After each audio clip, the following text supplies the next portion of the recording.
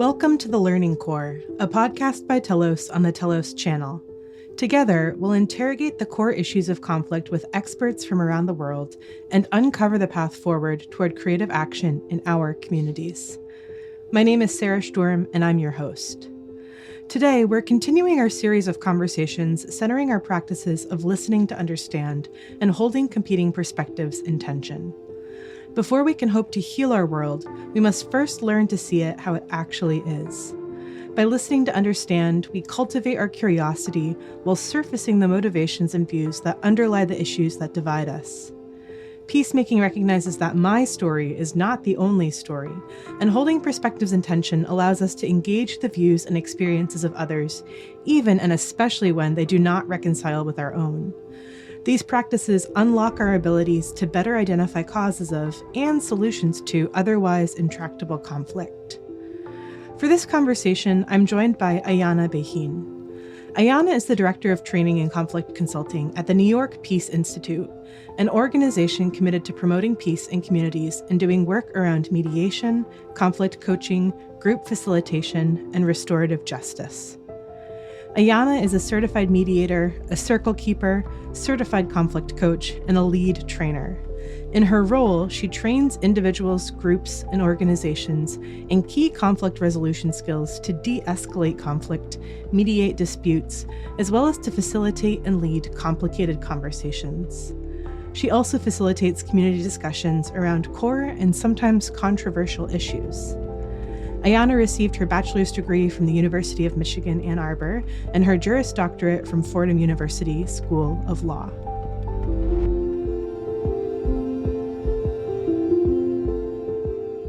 Well, welcome, Ayanna, to the Telos Learning Core podcast. We are super grateful that you took the time out of your very busy schedule doing super important work to come educate us a little bit about today your work with the New York Peace Institute.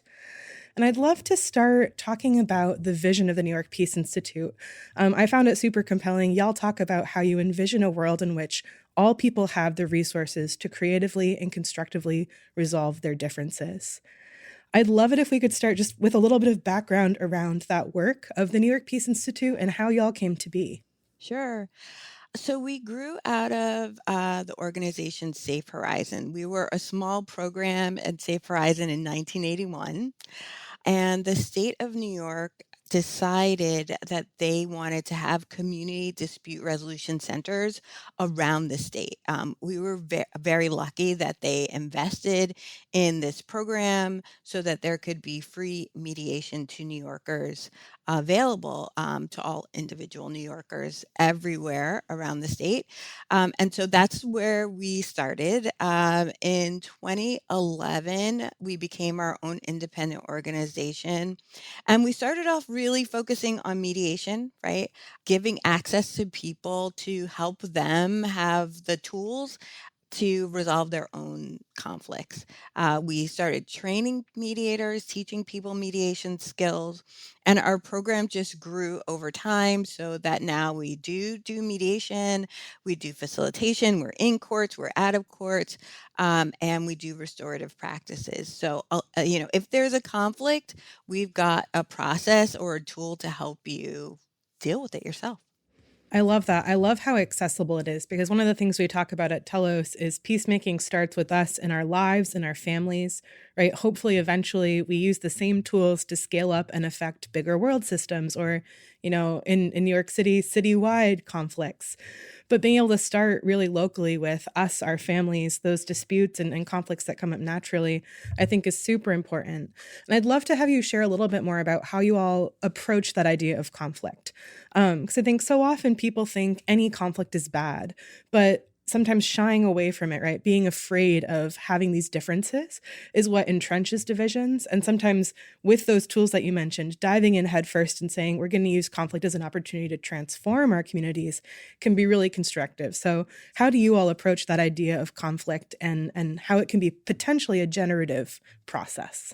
Absolutely. I mean, if you're human, you're going to have a conflict. So you can try to run away from it, but it's still going to be there in your life. I think a lot of us are conflict averse because of our experience with conflict when we're growing up. We don't get the tools to address it. We see it as a negative. We see people fighting and think that that's the only way to resolve a conflict or to address a conflict. And so people run away from that. They don't want to fight. They don't want that escalated situation. But the truth is, it's natural to be misunderstood, to understand somebody else, right? And so addressing a conflict head on gives you an opportunity really to be better understood and to better understand somebody else. I think about, growing up, right? If you have a sibling, you see your past different from your sibling, right? There could be, one incident or one story that you're telling yourself that your sibling has a completely different story. You're both right, right? Because from your experience, I'm thinking about like, I had a treat that I loved and I felt like my mom never bought it, it was never in the house. My brother has a very different experience because he ate them every time they were in the house, right? So for him, it was never an issue. For me, it was a big one. And for my mom, she knows that she got those treats for us. But our experience of it is totally different. Neither of us is right, or rather, we're both right. But understanding the other person's experience and their story about that helps us to kind of come to terms with those different life experiences. I think that story so perfectly illustrates in a really, I think, relatable way for everybody what we mean when we talk about holding competing perspectives in tension at Telos. Because, right, your experience of not getting to eat the treats is your experience. It's your truth. It's your perspective. Your brother's is his perspective. Your mom's is her perspective. And all of those different perspectives, right, paint a picture of what actually happened or what the context was. And rather than needing to just be validated in, well, I never got treats, right, that curiosity around, well, what was the bigger picture going on in small ways in families, but in bigger ways in communities, holding perspectives in tension lets us harness that curiosity and humility to say, my story isn't the only story. What stories am I missing? And how do I listen to understand those different perspectives versus going in with finger kind of pointed, saying, this is a problem, you are the problem, right? Escalating conflict. I'm wondering if you can share a little bit more. I think that's such a relatable example for all of us. Share a little bit more about what this looks like in communities at a bigger level. Any stories that come to mind to highlight the impact this work can have for real people? Yeah, absolutely. So, from your neighbor noise dispute, right? Like I'm living underneath somebody, or a client is, right? They're living on the second floor and they have somebody above them on the third floor. And to the second floor tenant, the third floor person is making all kinds of unreasonable noise, right? They can't rest. They're really frustrated. Every time they ask for their neighbor to quiet down, it turns into a conflict because from the neighbor's perspective, they're not making an unreasonable amount of noise. They're really just walking around their apartment as anybody would, right? But hearing the impact and hearing the story from each other about like what's actually happening gives them an opportunity to come together and problem solve together. What can we do without saying you can never walk around your floors again, right? Maybe you need a rug. Maybe you need something else. Maybe there are just certain times of the day when you don't need to walk, right? Like I, as the outside mediator, I don't have all those answers. You do as the neighbors in conflict. You know what you need. You know what the real issues are. And so giving you an opportunity to talk, to listen, to understand what's the actual need here that's being met helps you to come up with your solution. So that's like our, garden variety mediation is neighbors fighting about noise, about their lawn not being mowed, their parking space being taken. Like all of these things are very real and important to the people who are in them, in these conflicts. And when they can talk to each other, they can better understand. So that's a lot of what we do on a larger scale, right? A big community. I'm thinking about, open streets. There's a lot of conflict in the city around the open streets, which is, some regular streets have been changed so that they're trees, they're closed down for cars, and some community members get really upset about that because they're upset that they're losing parking spaces, and other community members love it because they get to enjoy that street in a different way, right? And it's a little bit safer for pedestrians and bikers. So bringing the people together to talk about like what are the actual needs here? More parking spaces and a safe streets gives them an opportunity to problem solve together. So that again, the local neighborhood things, and then it grows to, international conflict, right? And the impact of some of those international conflicts on communities. What's coming up for me as you're sharing all of this is I think how we always ascribe ourselves good intent and other people bad intent, or we don't give them the grace to say, this probably wasn't done intentionally to annoy me. It just is something that can be resolved. And in all of those examples, right? We have a choice to say that person's walking around when I sleep and they know that they're causing me annoyance, right? Or that person parked in my spot on purpose because they wanted to ruin my day. Where, if we do something to annoy our neighbors, oftentimes it is genuinely, oh, shoot, I was running late, right? Meant to park somewhere else, parked in their spot. I know it annoys them. It'll be fine. Or, my safety is important. Someone can figure out where to park their car. I don't have a car. I don't need to care. Right. So thinking about for all of us, where do we ascribe ill intent to other people where we know for ourselves, right? Oftentimes we're not trying to piss someone off or make them mad. I think that is something that comes up for me when we talk about this work too, is just wanting to approach this not oppositionally as this person is my enemy or they want to stay in conflict, but how do we collectively problem solve as a community to meet all of those needs, to meet the safety needs, the parking needs, right? All of those different examples. I mean, part of it, of course, is training, right? Learning the skills and getting an opportunity to practice them, but also, having a neutral person, like somebody who's not in the fight, come in and help you see each other's perspective, hear each other's words. And that's why that listening to understand is so important, and why, you know, it is important to bring in people who are outside of the conflict, right? Because they can see both sides, and they can help you hear each other. When you're mad at somebody, sometimes when they're talking, it's just noise coming at you, right? Like you actually can't understand what they're saying. But when those words get filtered through somebody else who you have a neutral experience with, or are willing to give the benefit of the doubt, sometimes you can hear those words a little bit differently. It's okay to be mad. It's okay to be hurt. It's okay to be angry. We're humans and nobody wants you to stop being human. It's getting through that hurt and anger to the other side where there's understanding and creative problem solving that is crucial. Yeah, I love that. It also brings up for me one of the other questions that I think I get a lot. I'm not a trained mediator. I teach and equip folks with active listening skills, but often, right, the goal is even if we're listening to understand or holding perspectives, my goal is, right, resolution, kind of getting people on the same page, whether that's a good goal or not. And I'm curious as a trained mediator, right, as someone who trains other people in these really practical mediation skills, what is the goal of mediation? Is it always resolution or can it sometimes be greater clarity and understanding, right? What does a successful mediation look like? Or what are a couple of scenarios where you walk out saying that was a successful mediation and there isn't always resolution? I mean, I think that's really important for people to understand. People think of this work as conflict resolution, and I'm trying to find another word for it because the resolution, the agreement isn't the most important thing, right? It's the understanding. Sometimes you'll have coworkers who are in a conflict with each other and they're never going to like each other. You know what I mean? That's okay. You don't have to, but you may need to keep working together. And if you decide that that's what you want to do, how are you going to do it? Or maybe you just understand, okay, this is not my place. That's okay.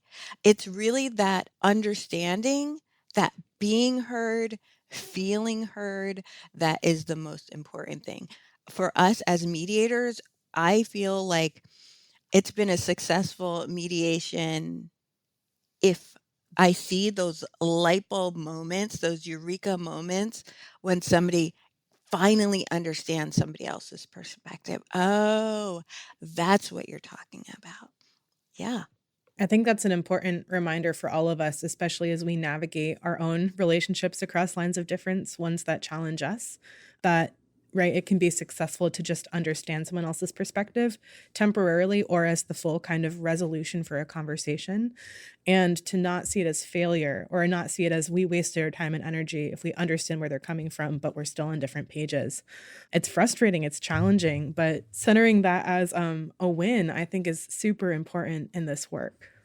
Yeah, I was at a dinner party with a friend that I haven't seen in a really long time, and she was telling me about a mediation that she'd had with a coworker, and she's like, it was, it we didn't resolve everything, and so, I don't know. Was it a successful mediation? I'm like, yes, because you understood where she was coming from and she understood where you were coming from, and you realize, okay, maybe this isn't the right job for you.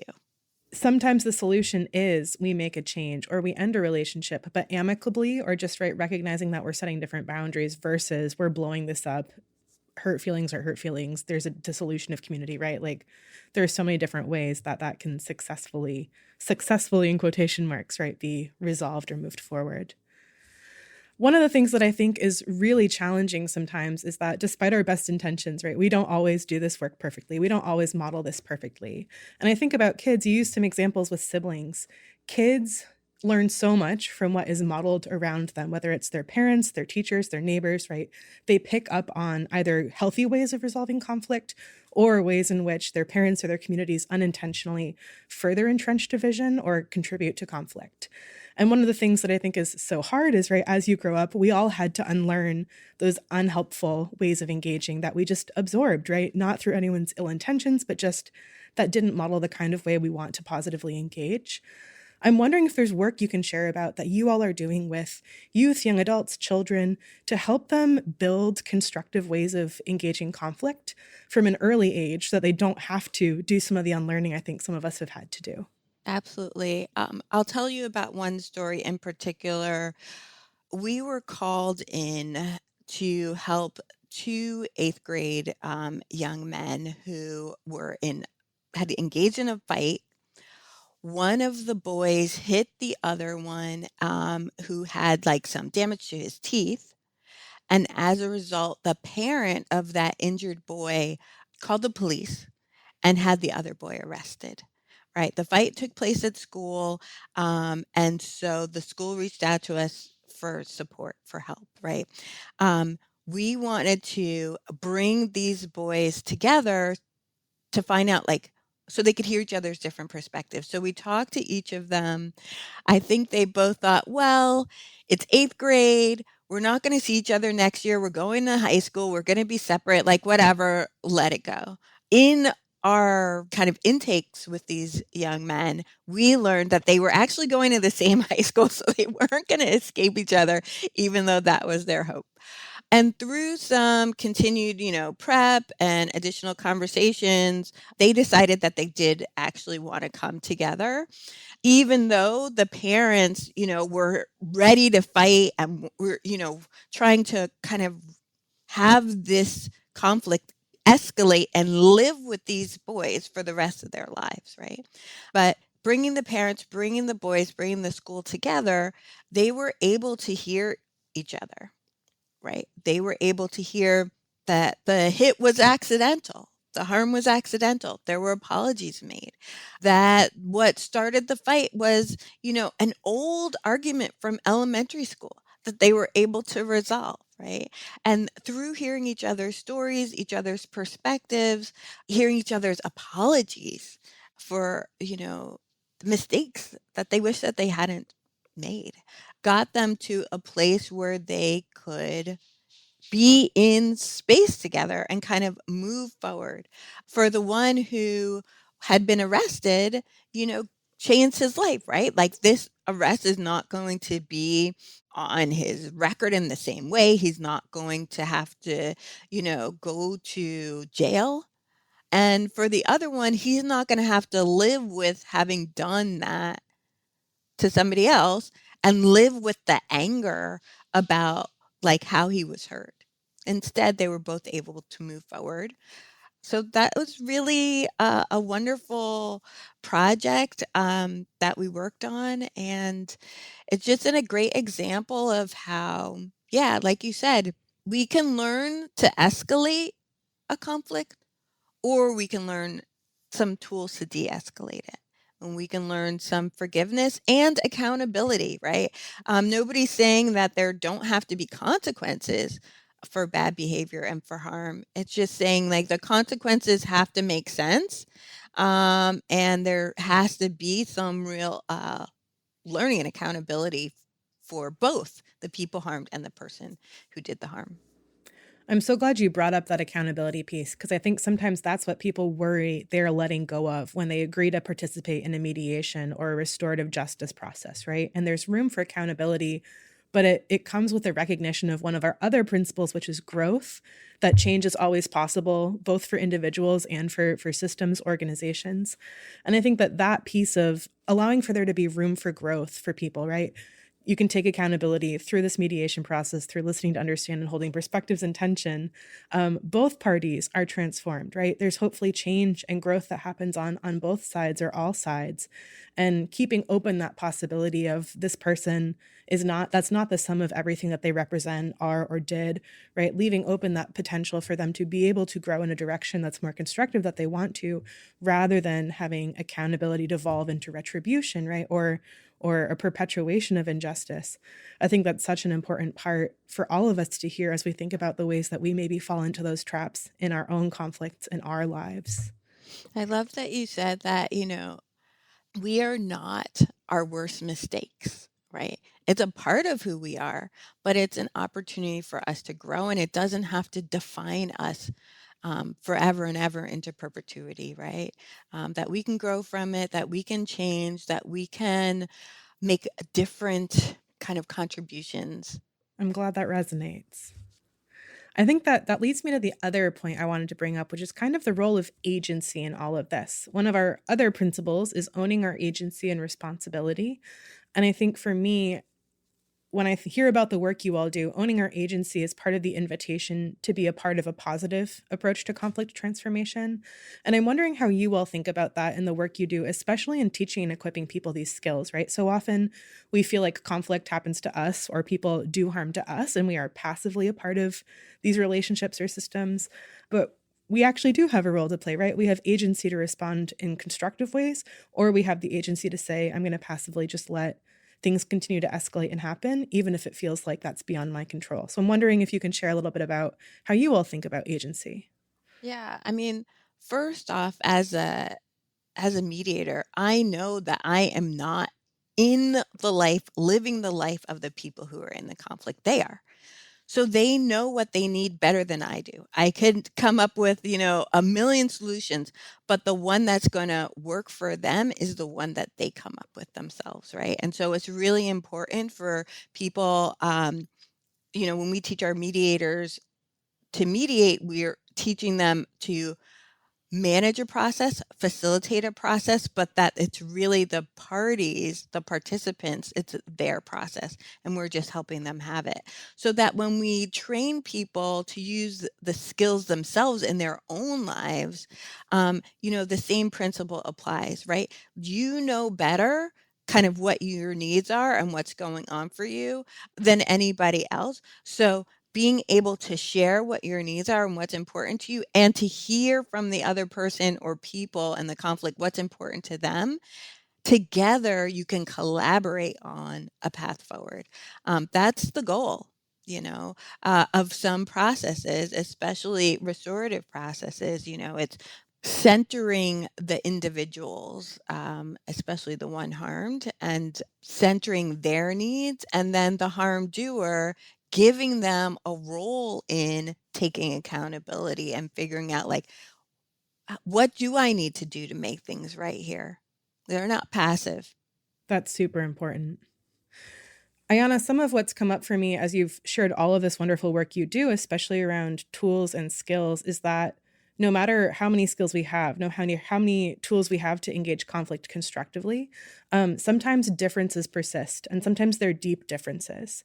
And what just came up for me too, as you shared all of those stories about the work you do in communities, is my colleague Todd says sometimes at its best, politics is how we make collective decisions about how to use our shared resources. And I'll just name that this is, I think, a tense election season for a lot of us, right? Elections in general tend to heighten conflict and division in communities. And right now, there's a lot of this feeling of hurt and us versus them mentality, some of which is based in reality around concrete differences around policy, but some of which is also just this sense of, us versus them, these divides.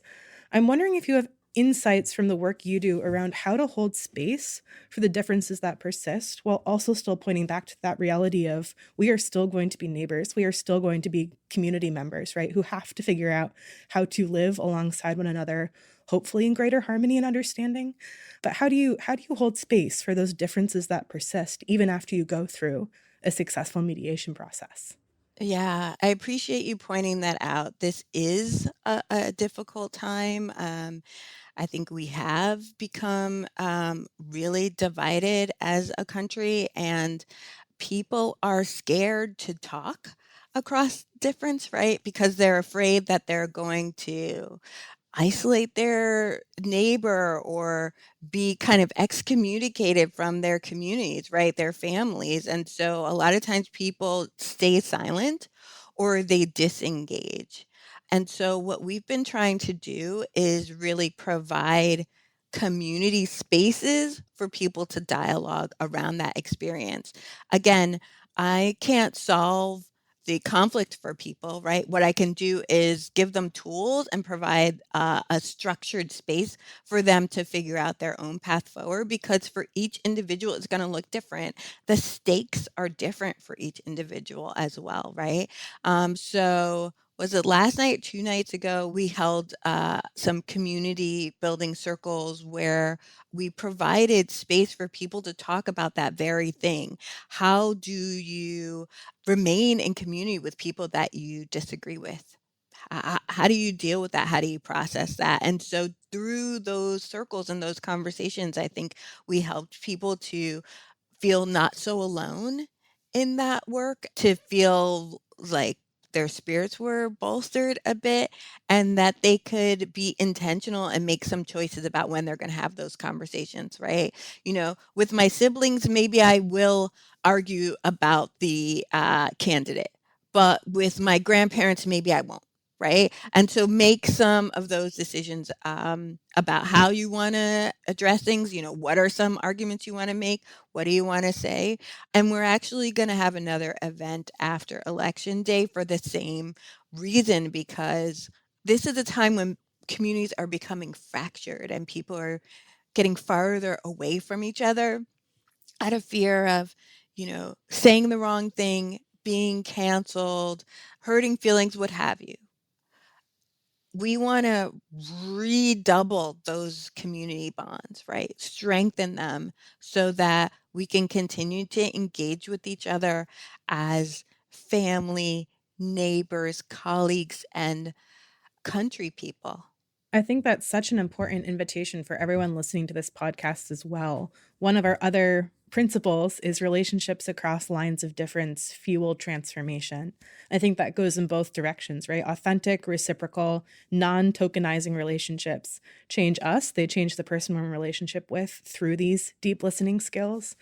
And I think that's the invitation I'd love to leave listeners with. Where in your communities do you want to continue to lean in across lines of difference, building those relationships, using these skills to listen to understand and hold perspectives and tension, to strengthen communities and build resiliency? But on the flip side, where do you want to maybe intentionally say, I'm not going to escalate conflict. I'm going to choose to step back. I've listened to understand. And for the sake of this long-term work, I'm going to kind of hit pause on that engagement. I'd encourage everyone to find local places where you can get trained in mediation skills. Continue to check out the New York Peace Institute's website and resources. They do such important work that we can all try and replicate in our own communities and our families. And continue to think about the ways that you can constructively lean into conflict, not for the sake of escalation, but for the sake of helping us all and the people we love move through it to a place where we are, oriented towards what we call mutual flourishing, building the beloved community so we all have a chance to live the best lives possible in peace and dignity and security for the sake of all of our communities. So, Ayanna, thank you so much for your time today. It's always so inspiring to me to hear about the work you do because it's so practical, so action oriented. It makes a difference in small ways and in big ways. And so I'm grateful that you shared with us today. Thank you so much. I'm so grateful that you invited us, that you exist, and that you're doing this work, around the world. It's just wonderful. Thank you. Until next time, take care. We'll see you later.